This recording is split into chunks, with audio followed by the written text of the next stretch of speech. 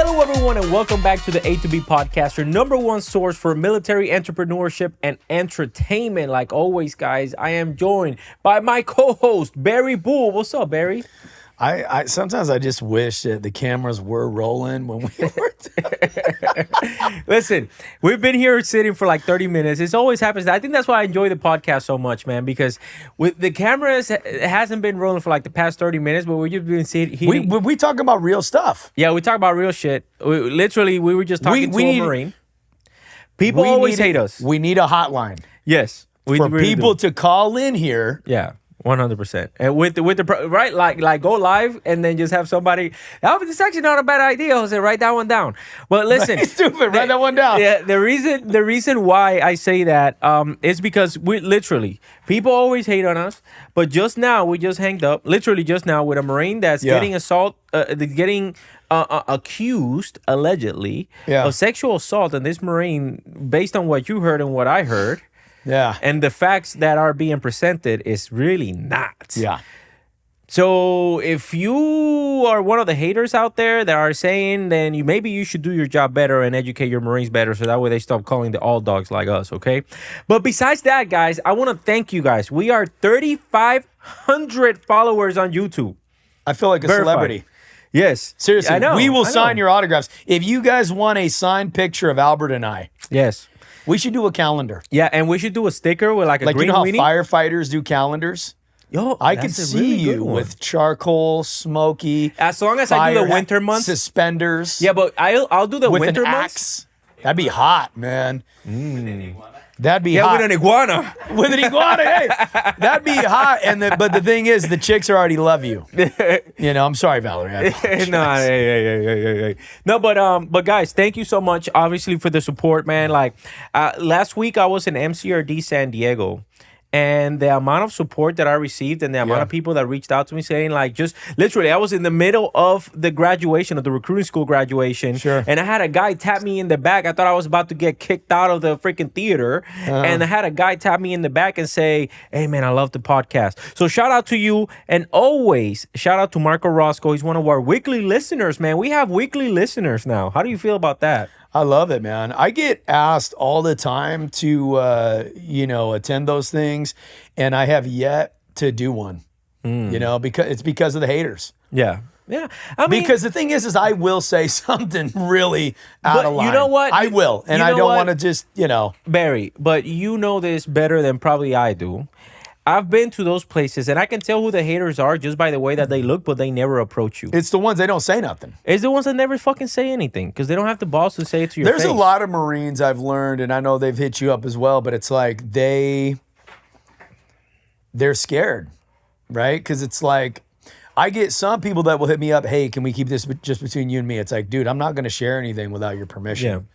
Yeah. We're not going to put you guys out there without your permission, 100%. Yeah. And if you do want your information to be shared, we would keep you anonymous. Yeah, and listen, man, I even had mass sergeants reach out to me. Yeah. Saying like, hey, this is happening to one of the Marines. Y'all need to talk about this type of stuff. Yeah. Because even like... That's what blows my mind. Even yesterday, first of all, you guys, I just want to clear the air. I have not put my camis on since the day that I retired. Okay? And I don't put my camis on just to make videos. But you still have the sergeant major haircut, though. I do. I do have it.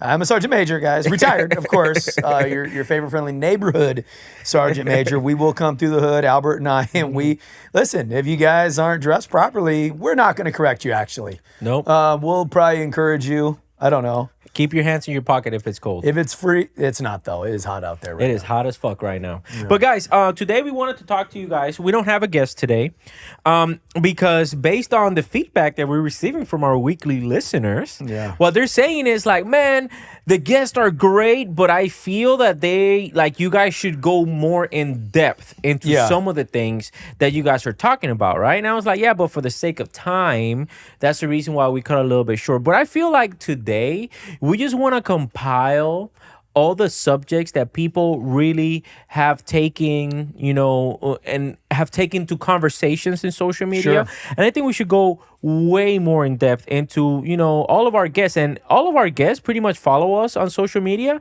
So listen, if you've been a guest and then now you're seeing this podcast, by all means, go ahead and jump in. And if the conversation is still relevant, we'll promise that we bring you back on to have a second part to the conversation. Yeah. So Barry, take us away. Yeah, and the thing is with that, and I know you and I talked about this offline, if you want to be a guest or somebody that you think would be a good guest, hit us up. Yeah.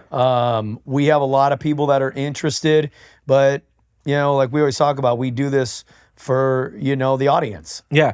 Like, listen, guys, and that's something that I want to clarify. Thank you for bringing that up, because that's something that I want to clarify, right? A lot of people think, oh my God, he has 300-something thousand followers on social media. He has $27,000, whatever. Listen, guys, the money that we're making from social media is definitely not enough to sustain the podcast. It's not. And we're not asking you guys. TikTok did pay me like $1,200 yesterday, though. Really? Yeah. Now I want to get to those numbers. I want to get to those type of numbers. Yeah. But listen, the podcast is not self-sustaining right now, and the only people that are sustaining this podcast is Bull Fitness and the company that he has, and my company Ramos Capital. Right. So the money that we're making from our individual, from our individual businesses are the ones that are maintaining this podcast. I think on YouTube we're only making like 80-something bucks right now. Which we appreciate, right? Of course. We appreciate so every much. one of those 3,500 subscribers. It means a lot. Turn the hit that notification bell, so that way every time we post a video, you get that notification and it goes to your phone. You can check it out, and it may seem small and insignificant to you, and I get that, but it's so huge when you comment and when you share. Yep. I think the sharing is like the most valuable thing that can be done. Yeah, like 100%. Because you think about it, if each one of those 3,500 subscribers shared one piece of the content with 5 of their friends, I mean, you're really hooking us up. And it goes back to the reason why we started this podcast, right? We want to start meaningful conversations, because I remember when I was in, man, like, it was so much to where, like, no, it's my way, and like, don't worry, I'm a staff sergeant, you're a sergeant, it's the way that I want it, and then that's it, game over, right? Sure. I want to ensure that we start right now. The Marine Corps in general, like I would say the military in general, is going through a very important phase because it's evolving.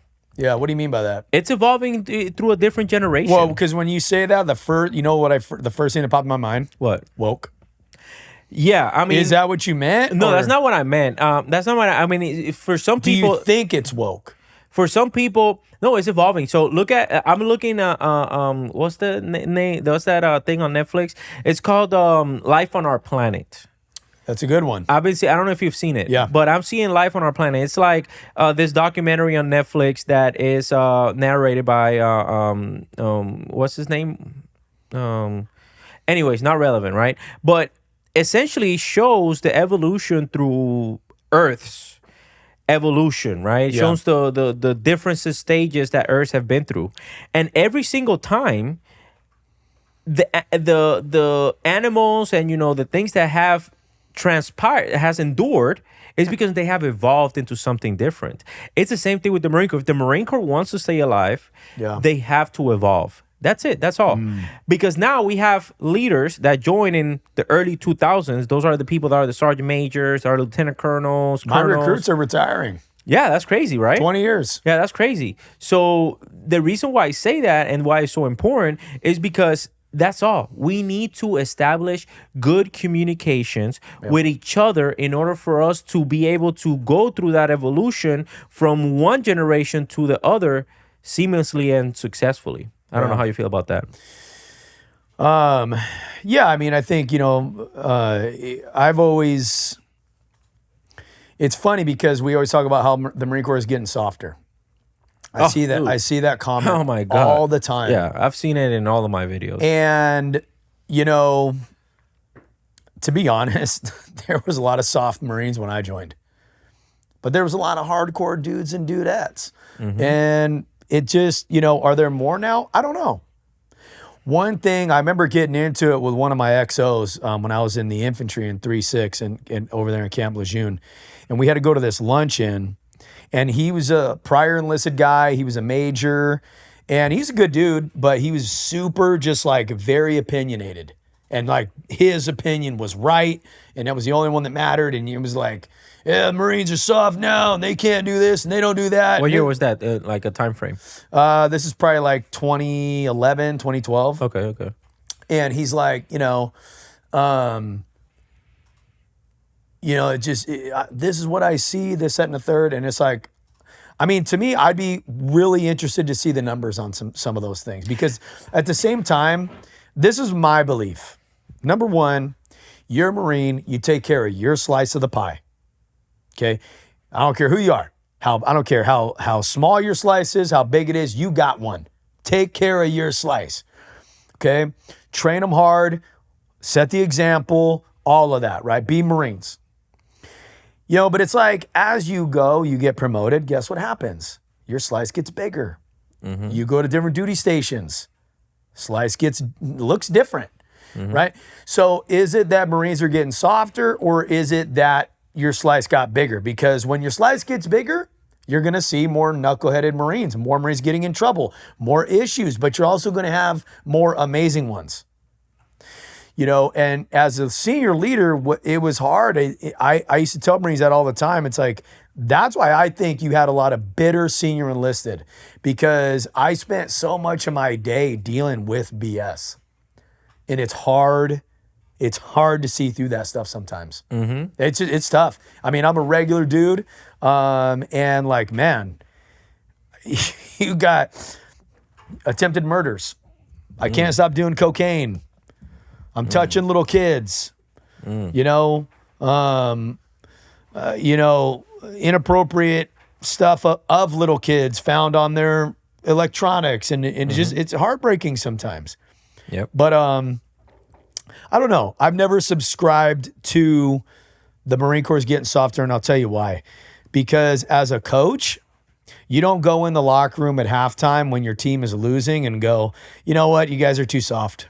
Honestly, you're just soft. That's what, if you played soccer or football or baseball when I did, we'd probably be able to win, but you can't do it. Yeah. No, right? It's just, that's the same reason we say Marines don't lie, cheat, or steal. Do you think big Marine Corps believes Marines don't lie, cheat, or steal? No, hell no. Mm-hmm. Marines literally do that stuff every day. But what do we tell people as a good coach and imparting a positive identity onto our folks? What you do doesn't always define you. We know Marines lie, cheat, and steal, right? But we're going to tell you, even though you're doing that, that's not what Marines do. So stop doing it. Do better. Hold yourself accountable. Hold your folks accountable. But you don't go around telling people that they're soft, because somebody somewhere is going to believe it, number one. And then number two, you think they're going to be more willing to like hit home runs for you?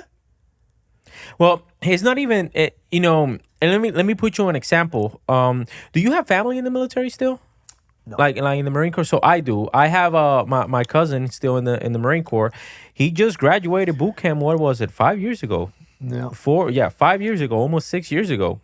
And now he's a drill instructor. Hello. And now he says, man, these recruits are weak. But 5 years ago, he was a weak ass recruit.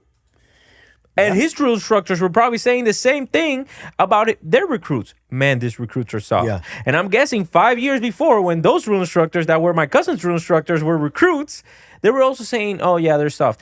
Softness is just simply, it's just on who are you talking to. The same thing as being salty. We want to believe that we were the best Marine ever. Yeah, back in my day. We want to believe we were the best recruit, right? And I wasn't a good recruit. I told my son that the other day. We were on a walk and we're talking. I was a horrible recruit. I was not a good recruit. I wasn't a total train wreck, but I'm going to tell you, I was the first recruit in my platoon to get IT'd. You want to know why? You want to know why? Because my rack mate was literally from China. Thank you, recruiters. This guy couldn't speak any English. Okay.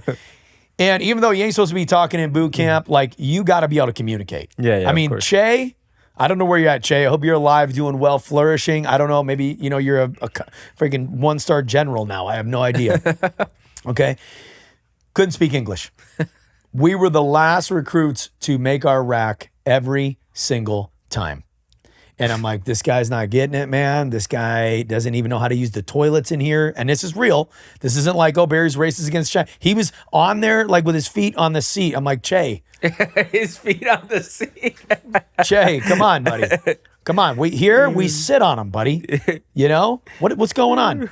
Anyways, we're the first recruits to get IT'd. I was a linen recruit and got fired. I was a house mouse and got fired. I was never a squad leader, never a guide, never none of that. I did 9 pull-ups. I ran a 20-minute 3-mile. But what do you keep doing? Improving. You keep working. Yeah. And you keep getting better. I gave it all I had. I can say that. And that's why the transformation for me was so impactful. And I really believed in what my drill instructor said. But then as you hit the fleet, it was like, okay, now you gotta keep working on it. Yep. And it was easy for me to recognize, like, I can tell the dudes that are physically fit are just generally better. They're more successful. They look better in their uniforms. Like, I want to do that. So the first thing I started working on was pull-ups, literally. And I didn't know what to do. And I did 3 max sets of pull-ups every other day with a minute rest in between. And by the time I hit the fleet, I did 20. Nice. So I went from like a 240-something PFT to like a 285, 290 PFT when I hit the fleet. Damn. Well, that's a good first impression. Yeah, 100%. Right? Well, you know what? That went south to me because I used to be a 290. Always was a 290 something PFTer. Yeah. And CFTer. Because when I went to boot camp, my platoon was like one of the ones to implement like the CFT. Okay. And but I'm gonna tell you this: when I was in artillery, to this day I still remember, man. I was dying running because I knew I was like a 17-minute and I have like half a mile left, right? I used to be a very fast runner. Yeah. And not anymore though, but I used to be a very fast runner. And man, I got there. It was like 1801. Like, you know how the stats are, is like 1758, 1759. And you're like, and 1801. I bought into all the, Marines don't like, cheat, or steal. And I was like, stats aren't 1801. And then this guy that got back like 10 seconds, I know his name. I'm not going to mention it here, though. Yeah. That guy that was like 10 seconds behind me goes like 1758. And I'm like, bro, how the fuck were you 10 seconds behind me?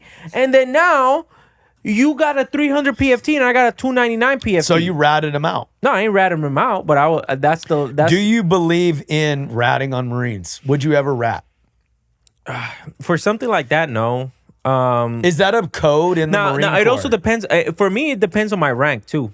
I'll be honest with you. But is that a real thing in the Marine Corps? Like, don't rat, don't, I think so. Yeah? I think so, yeah. It also depends on the rank. What do you mean? Let's say, for example, if I was that, we were peers, I'm not going to rat on him.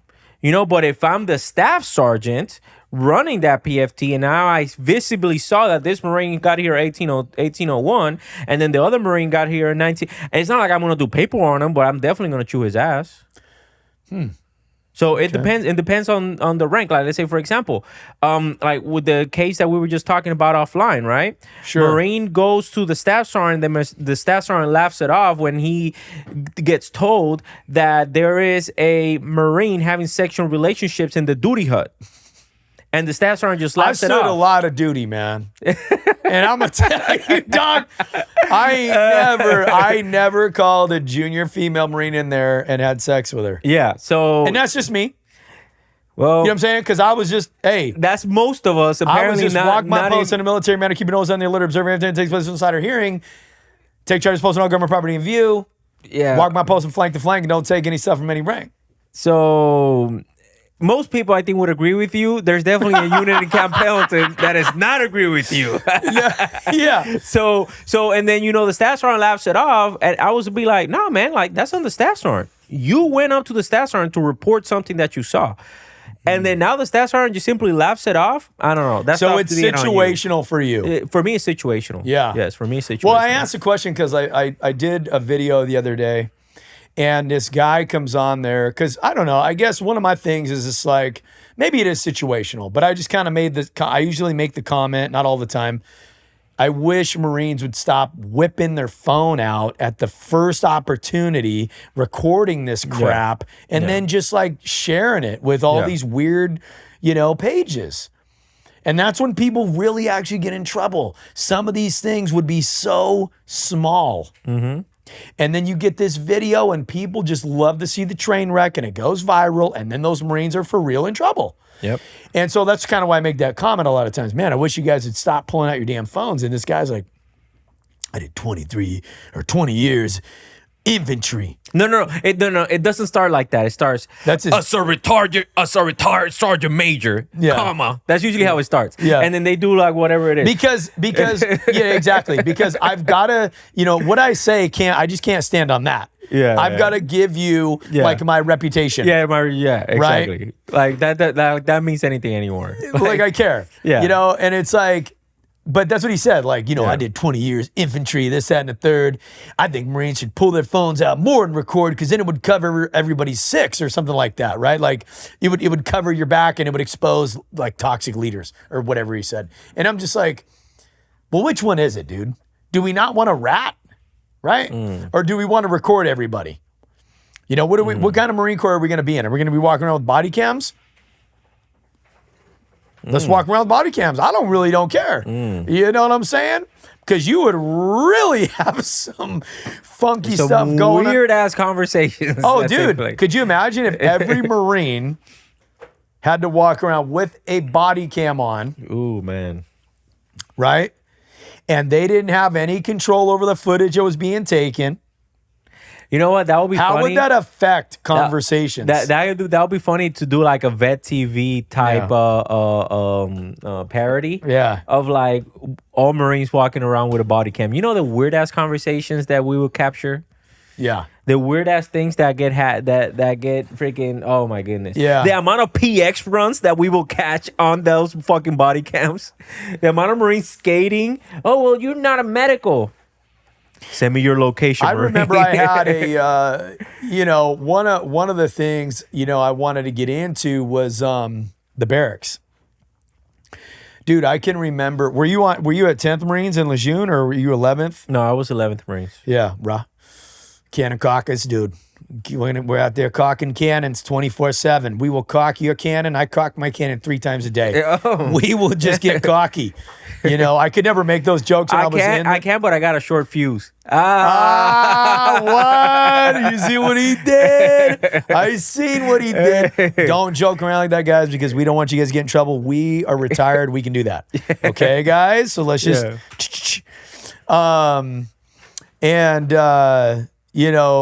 I fucked you up with the fish. Yeah, I lost my train of thought. I did. You said that you were going to talk about barracks, and then you asked me if I was 10th. Oh, dude, it was in 11. So it was in 111. Okay. And literally, Marines. Look, man, most of them I think are knuckleheads, but doing what they're supposed to. But then there's times where you go to the barracks, and you got Sergeant, and I'll leave his name out of it, literally living in the barracks with his family. We're talking wife and kids. I think they had at least one kid, maybe 2. And I'm just like, what's the first questions you're going to have? How does this happen, right? Where the fuck's the duty? Where the fuck's the barracks manager? Dude, they had the racks pushed together. I'm like, what is going on in here? Well, time out. Was it like a transitional thing? Like, let's say, for example, that sergeant there was some situation and they didn't have nowhere to go, but it had been months. Okay. And I'm just like, man, come on, dude. Yeah. Like what are we doing? What are we actually doing? Yeah. Anyways, okay, I got a couple of trivia questions for you, okay? Yeah, go ahead.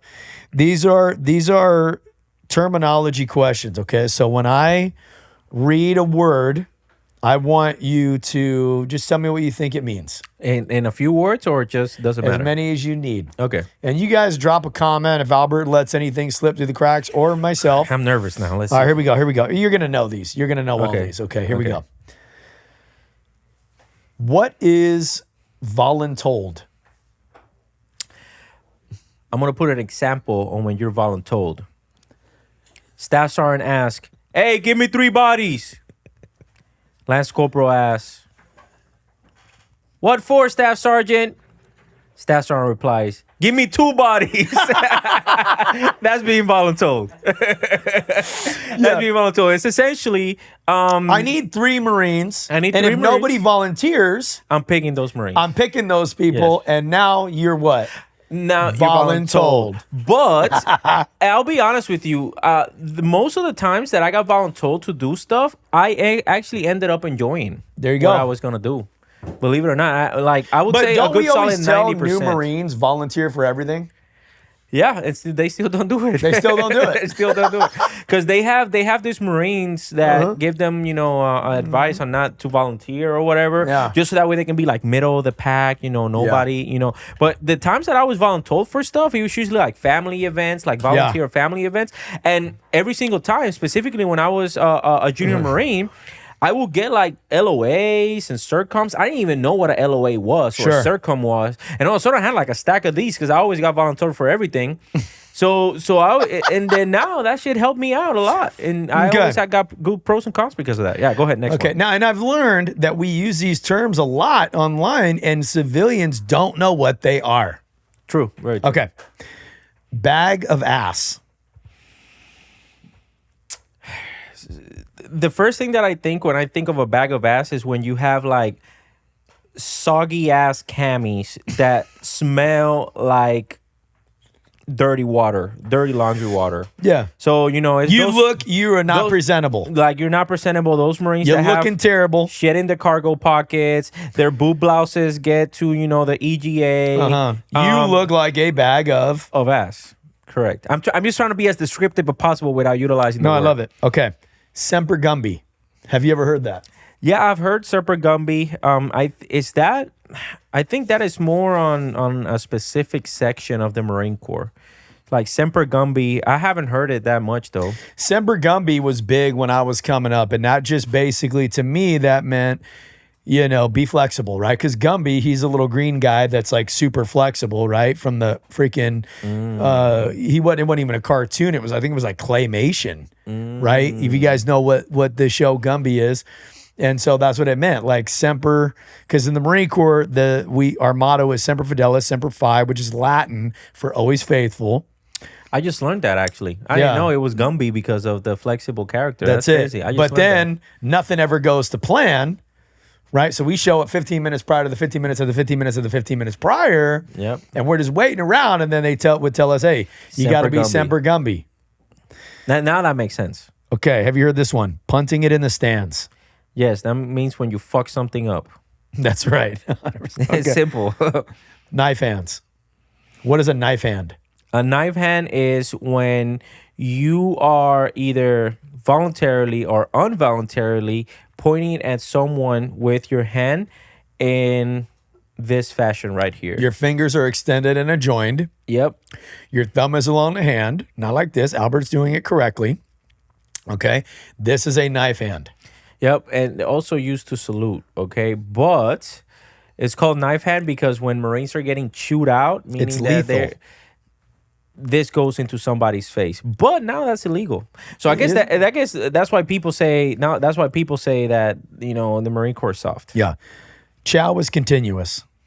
Means you're always eating. There's no in certain MOSs in the Marine Corps, there's not a specific time for you to go grab food. Yeah, you don't have an hour to go to the chow hall or go to the cafeteria. Specifically in the field. Specifically in the field, you may only get 5 minutes, right? Well, if you got 5 minutes of downtime, what do?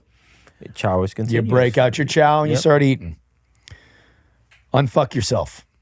That means correct yourself before I have to go and utilize my knife hands to correct you. Unsat. When something is not up to standard. He's doing a great job. What do you think, Jose? He's doing good? Jose's out there. He's doing good? He's doing great? You don't even know what the fuck we're talking about. All right, here we go. He got the headphones on. You don't even know. Here we go. Terminal Lance. Terminal Lance is usually a Marine that got in trouble, busted down from corporal to lance corporal, and then now Marine is terminating his contract as an E3 in the Marine Corps. Yeah. In the civilian world, when's the only time we use the word terminal? At the terminal airport? illness. If you have a terminal illness, right? Yeah. There's no going back. You're done. Yeah. You are terminally ill. Terminal Lance is like, that's it. Yeah, that's you it. will forever remain a lance corporal. Or you can also be a second award corporal. Facts. Yep. Smoking and joking. Smoking and joking, it's when you're having a good time with your friends, whether they'll be in the field, whether they'll be at the shop, and then the staff sergeant gets to the shop and says, like, what's everyone smoking and joking about? Yeah. So what's everybody, having a good old time? They're just standing around BSing. Yep. We're not working. Correct. You're smoking, which doesn't necessarily mean you're actually smoking. Correct. But you could be being in the Marine Corps.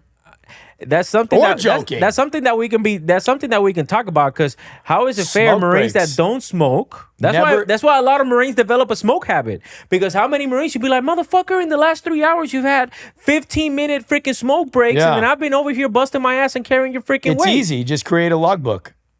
Ooh. Listen to that one. Yeah. What's the next one? OFP. On your own fucking program.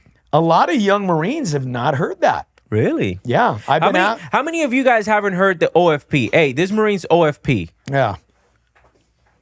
I saw it. A kid had a sticker. I was driving onto Camp Pendleton one day through the San Luis Rey Gate, back by the paintball course and the horse stalls. And we're coming up there by the pool, and we're at that little intersection where the kids' daycare is, whatever. Mm-hmm. And I'm like, this freaking guy legit has his entire back window of his car. Of course, it was like some, auctioned police cruiser, of course, 1998 Crown Victoria. Yeah, some Beverly Hill Cops vehicles. Exactly. And the whole back window said OFP. I was just like, dude, wow.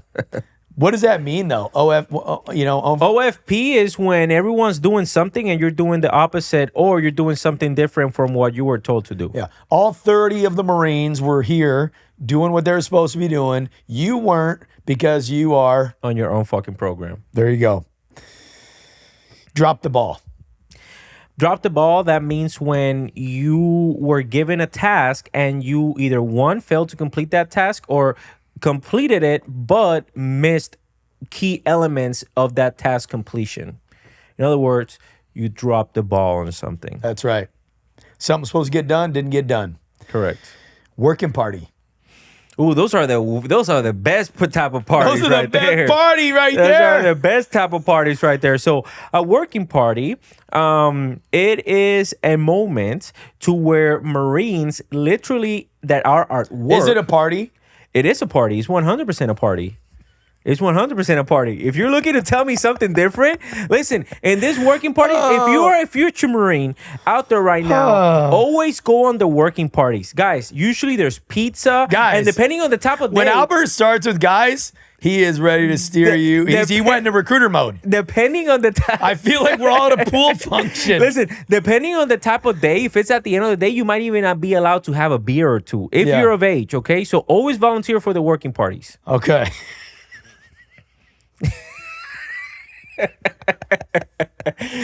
Listen, guys, it's not a party. It's not a party. It's usually involves work, manual labor. So let me give you an example, right? You just got back from a field op and they need a working party to clean their rifles or the machine guns. Okay, that's a working party. That's a very common working party, as a matter of fact. And usually the armorers and the custodians are a bunch of assholes and won't let you leave there until it's their time to leave. That's right. All right, next one. You ready? Yes. Brain fart. That means that you were supposed to do something, but you forgot to do it. Yeah. Yeah. Or like you can't remember something. Yeah. You're like, oh my gosh, I'm having a brain fart. Yep. Ghost turd. Have you ever heard that? I haven't heard that one, actually. Yeah.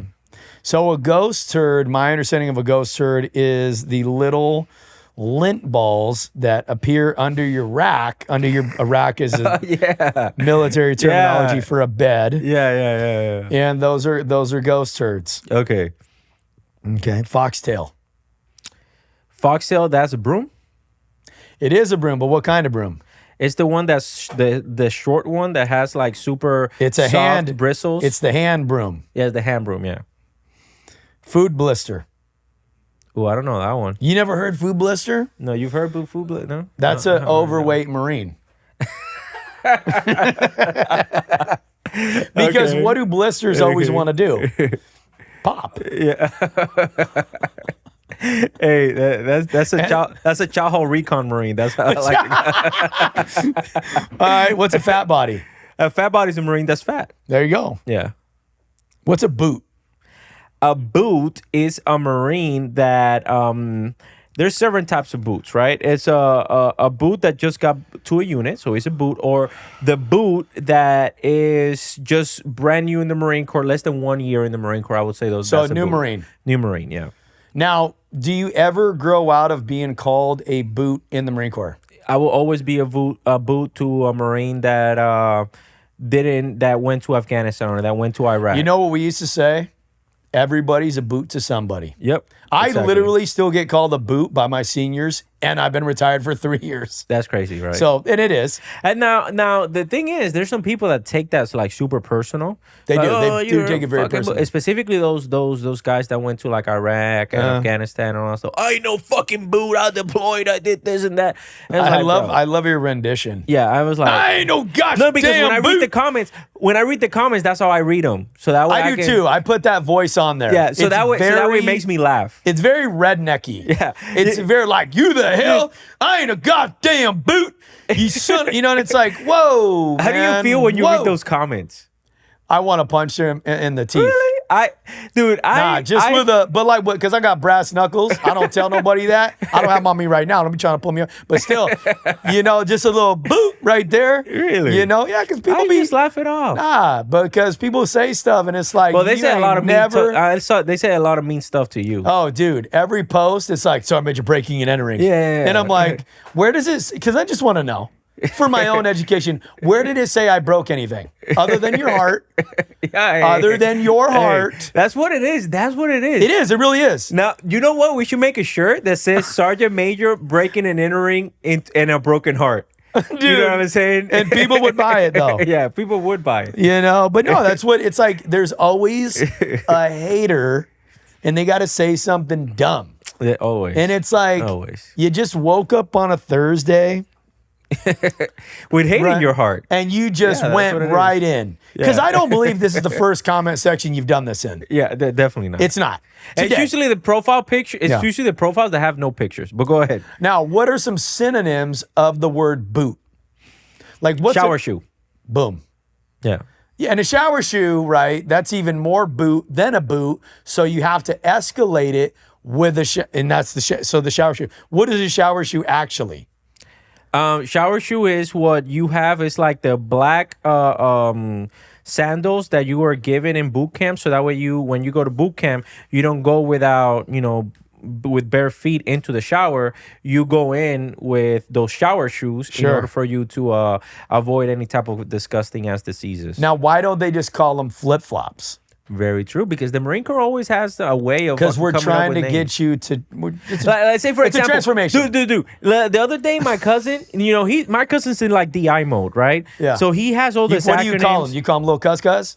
No. I call him. I don't want to say his name because he's not. He doesn't like the spotlight. Like I want him to. You like call him Primo?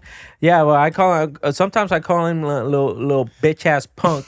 That's what he is. You know what I call you. But anyways, I love you anyways. He was saying, he's like, yeah, we were at the Wadi Mall. I'm like, Wadi Mall, okay. Wadi Mall. I'm like, bro, what the fuck? As a drill instructor, I know definitely what that means. Yeah, it's like, bro, what the fuck is the Wadi Mall? Oh, that's the PX. That's another acronym that not a lot of everyone to know. The Public Exchange, that's what PX stands for. So the PX is essentially where you have like the waters and, you know, you get like the most... It's a military convenience store. Convenience store, that's what it is, right? But it's like Wadi Mall. Why the fuck do you guys call it the Wadi Mall? Same thing with the Wadi Highway. Dude, I would be in the Wadi Highway all the time if I was a drill instructor. Because you tell me... I've never heard Wadi Highway. It's supposedly it's like a road that you can cut through to get to places faster. I've never heard of and this. I'm like, okay, cool. You know, it's like, okay, so you tell me that I can be more productive because I can cut through something and save myself 5 minutes of walking? That's why you couldn't be a drill instructor. I could not be a drill instructor. Because you would. You'd be like, wait a minute. You're saying if I'm smarter and more productive... That's bad. That's bad. Can we just recap, guys? Listen, I know I'm new here. That'd be Albert. You know, yeah. And dude, they would be like, "Shut up!" You know. The crazy part is, I remember this one time. I'll tell you a story. Michael Maldonado, shout out to him. He was a recruiter. He was a senior recruiter when I became a recruiter. Right? Got it. And I used to be the. Did he make you call him senior recruiter? No. Did they do? I don't know if they do something like that in recruiting. I'll probably stand up parade rest for him. He's now on a lieutenant, so I'm super You gotta proud call, of him. but you gotta be like you call them their boss or something, right? Yeah. Well, or do you just call him by their rank? To this day, my boss. Well, he was always my peer in recruiting, but he actually became my boss. But we were friends long before that, so I never called him on boss. Recruiting, I just think because all you guys just call each other, "Hey, Sean, what's up? This is Kevin. Randy's coming in soon." Then we got I used to Javier. call him Maldo. Javier's in the back. But even to you this guys day, are all first name basis. Yeah, even Nasty. to this day, my boss in recruiting, I call him boss, jefe. Yeah. I call him jefe. ¿Cómo estamos? When we talk, Jefe is Spanish. What I was gonna say. It's another language. Yeah, what I was gonna say though is that we were talking on the car, like we were on the car or whatever, and then all of a sudden he gets out of the car in uniform and he picks up the phone and he starts talking and walking. There, good old Sergeant Ramos. I go like, and this is like one of our first interactions, by the way. I go like, hey brother, hey, stop walking and talking on the phone. Yeah. Straight up, like, stop walking and talking on the phone. He looks at me, he laughs. He's like, let's see how long that shit lasts. That's what he told me. Yeah. It's like, let's see how long that shit lasts. And why can't you walk and talk on the cell phone? Because Marines do not like to work smarter. They like to work harder. They do. Because they feel that the harder you work, the more entitled you are to talk shit on other people. Yeah. Well, it's a balance, right? I think it's almost like men and women. In the Marine Corps, it is a collection of Marines who don't give a crap about that, and the Marines who do. Mm-hmm. I'll admit, when I left the drill field, there was one thing that used to irk me, and you're going to laugh at me. I probably will. When a Marine had a backpack on that either was not government issued or he had one strap on. Yeah. Because I just thought it was unprofessional. Yeah. That's how the drill field scarred me. I literally would be like, what are you on your is this Costa Mesa? Or Costa Mesa College? You going to Miracosta? What the hell's going on out here? Yeah. Are we a Marine? Are we a college kid? You know, I know you've been hanging out. I know you've been hanging out with the lieutenants. I know you've been hanging out with the LTs, and they're all over here. Hey, Kevin, just been talking to Billy. You know what? I want to ask you, man. What's up? Because we've talked about it in the compilation of all the podcasts that we've had with guests, right? Yeah, and you and I haven't looked eye to eye in a lot of things. Yeah. You know, when was that transition for you that you became, you know, kind of like that toxic guy from the drill field because that's what you knew and that's what you were taught and all that stuff? Yeah. To really realizing, like, was there a rank? Was there like a specific thing that happened to you that you made me realize, like, nah, man, like, this doesn't actually make sense what I've been saying. So, you know, 100%. was that happen? When was that for you? I was a gunny. I had left the drill field. You know, everybody gives drill instructors a hard time, but I'll admit I was young and impressionable. And nobody prepares you for the mental scars you go through in that place. It was just, and you're so high strung. I mean, recruiting, drill instructor, it's 3 years. That just flies out of your mouth. It doesn't exactly go that fast when you're living it. Yeah, true. Right? I mean, it's like you are just immersed in this world, right? So, you know, I had gone as a sergeant and left as a gunny. I was the only drill instructor in my class. very, very successful. I never went on quota. Worked really, really hard. Do I think I was the best? No. But I worked really hard, and I was the kind of guy who I would literally... You drank the Kool-Aid. Oh, dude, I drank it. I pounded it. It was cascading out the sides of my mouth. I was dumping it on myself. I really believed in it. But why did that change, though? Why? Like, I'm trying to... Yeah. You know, because now you're a completely different guy. Not just because you're retired. No. But I feel that you were really a different dude. So it was Sergeant Major retired Irene O'Neill. Okay, she still is actually one of my mentors. She helped me when I was retiring. We still talk. She did 30 years, her and her husband. And if you guys know Irene O'Neill, shout out to her. One of the best Marines I've ever met in my life. She took over for Sergeant Major Green, the former Sergeant Major of the Marine Corps. When I left the drill field, he was my squadron Sergeant Major. Irene took over for him. I didn't meet her until I came back off of the 11th MEU. And anyhow, so there was a few moments.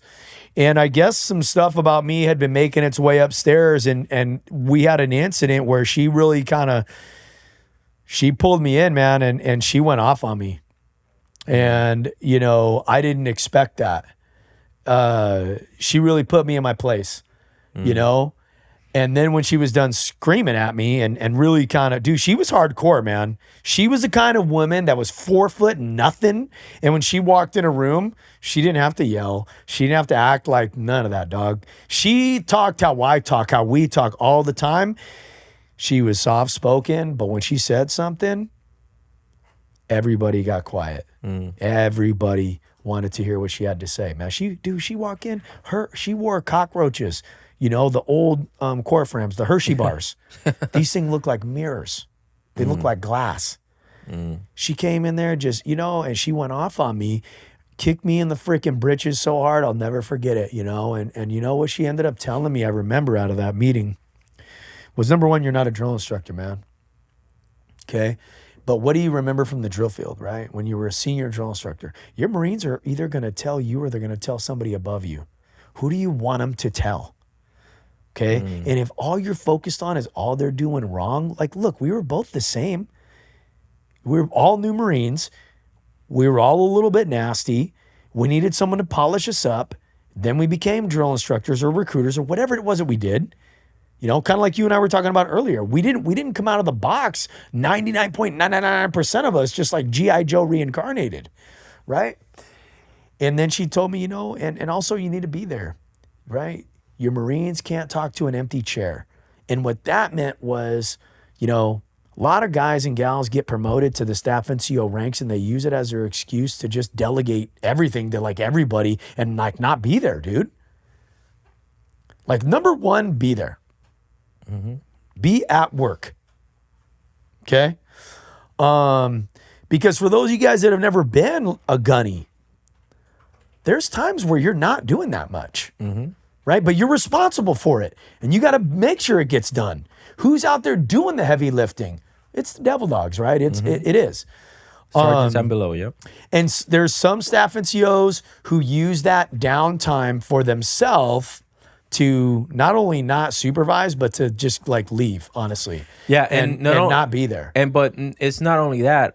We also have to look at the other side of that. Yeah. We also have to look at the other side because there's a lot of other staff NCOs that think that by them doing the sergeant's work, they're being productive staff NCOs. No, you're not. That's also an issue because, yeah, you might have the respect of your Marines because of that, but you're not really doing them a service. Sure. Because you could be utilizing your time, expertise, you know, your voice essentially to voice the real Marines' concerns. So that way you don't have to be doing those And if you never things. heard it, I was always taught, I'm going to teach you how to do something.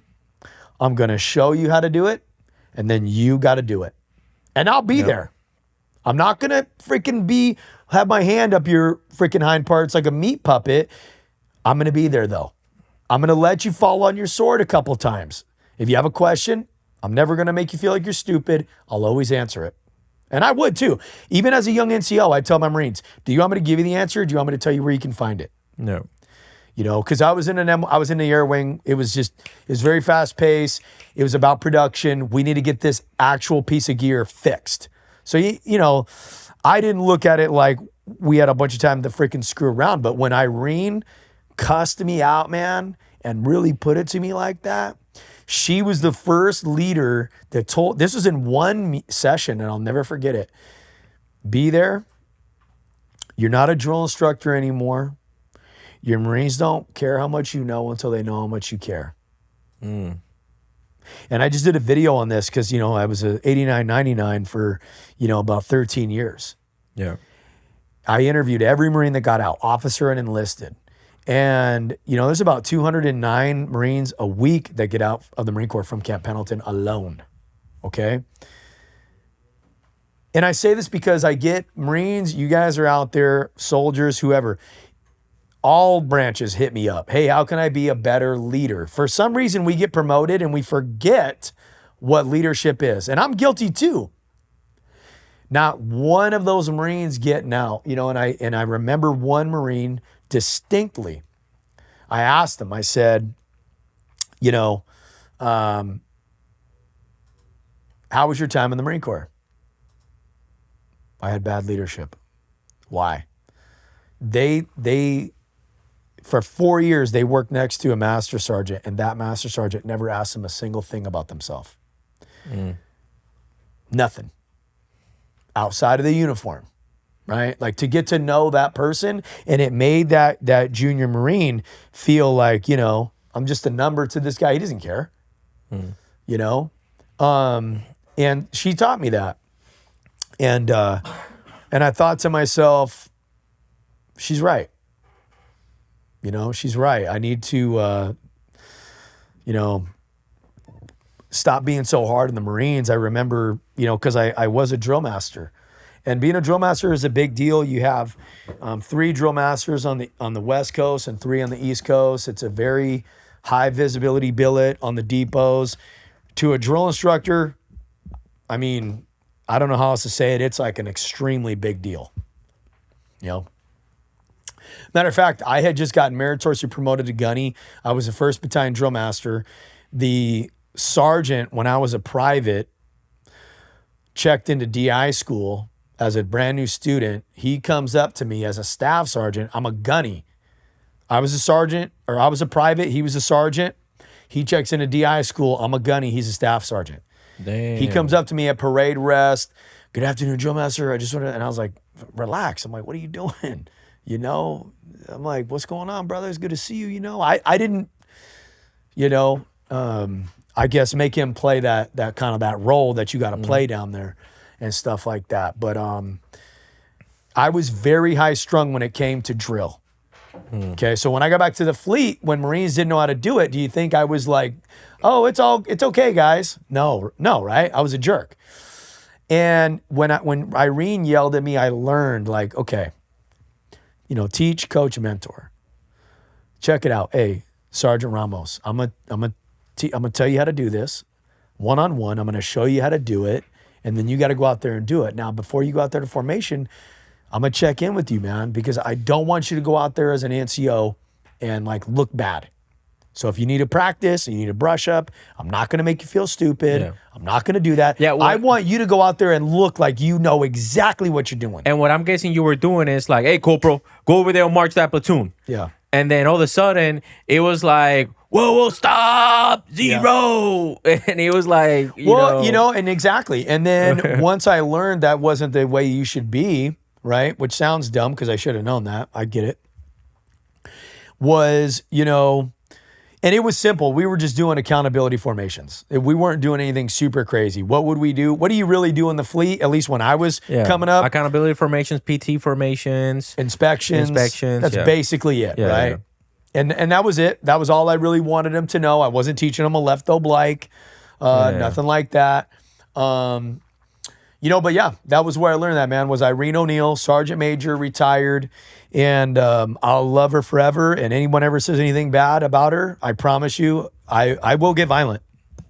Because she has done more than just take care of me. She's been a mother figure to me, a sister, a leader. She always held the line. There was never one time where you could say anything bad on Irene. Not that I ever saw or that anybody ever saw. When she said something and I never seen her say, a pull rank. Irene never did that. And it's so funny, man, because people have this perception like as men, we don't know how to serve with women. And there's a lot of men that don't. Mm-hmm. But there's a lot of men that do. And I'd like to think that I was one of them. Yeah. So, well, guys, this brings us to the conclusion of this podcast. I got more terms. Yeah, we got more terms. We're going to be doing a part 2, but we're also going to be talking about more things in that part 2, right? Because let's get into obviously, like we talked about in this podcast specifically, we talked about, soft Marines. What does it mean to be a soft Marine? And we did, obviously, Marine Corps trivia, Marine Corps lingo. Yeah. How we can do it. And then, obviously, we closed with the reasons, like what was that transformation that you had from being that type of leader to being this completely different type of leader. Yeah. Now we want to do more trivia in the second part, but also I want to talk more about, man, what really drives you and what drives me into doing this podcast if we have our professions? Because a lot of people think that this is the only thing that we do.